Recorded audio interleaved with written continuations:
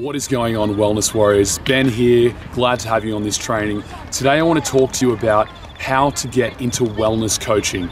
Now this is something quite close to my heart because I work with a lot of people who have spent a lot of time in someone else's practice as an employee, maybe even as a contractor, but they've reached a point at which they want to start branching out, starting their own business, starting their own practice. So this training is going to go on over how you can do that. And appropriately, I've selected this location. I'm actually out on a sporting field. I don't know if you can see everyone running around with a ball back there.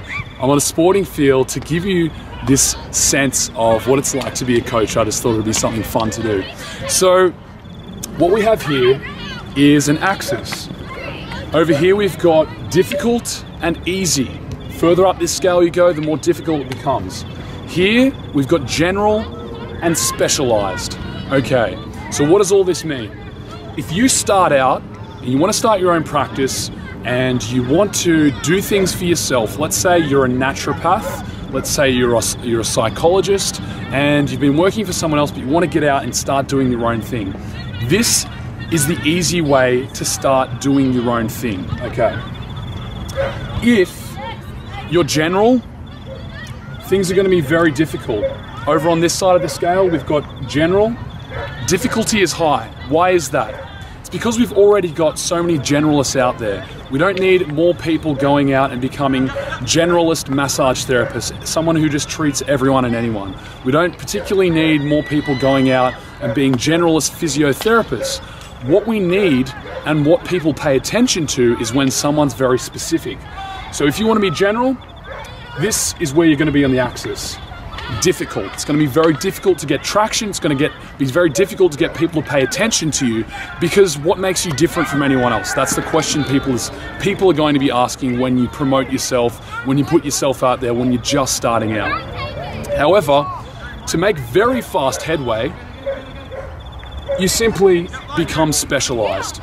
Now, if you're the kind of person who's been doing general training, like you've come from let's say you're a nutritionist and you haven't had particular training on, child nutrition or developmental nutrition or adult nutrition or male or female, that's fine. What you need to do is follow your interests, okay? What is it that you gravitate most towards? You might feel an affinity towards a certain group of people more than others. And you have to look at yourself and ask yourself that question. What feels right to you? That's really what it comes down to. What feels best and how can you accommodate your services to that particular group of people? Now this is what happens when you become specialized and you focus on a particular group.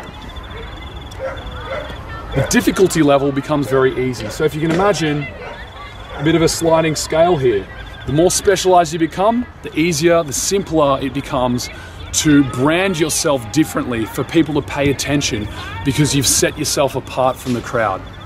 So that's how it works. Essentially, the step-by-step process of that would look something like this. If you're working for someone else, you want to get into your own practice, simply start off by, if you're in a good location where there's a lot of people close by, let's say you live close to a CBD in a city area, you would start by using a room in your own house, clearing the office out and recreating it as a practice that you can bring people into and start coaching them. If, however, you don't have that kind of luxury, you would start off by renting a room. Now this is where you would contact a wellness practice and you'd jump on the phone, you'd just say to them, look, I'm interested in getting into wellness coaching. This is my background. This is the kind of people I want to focus on. Do you have an availability for another practitioner in there right now?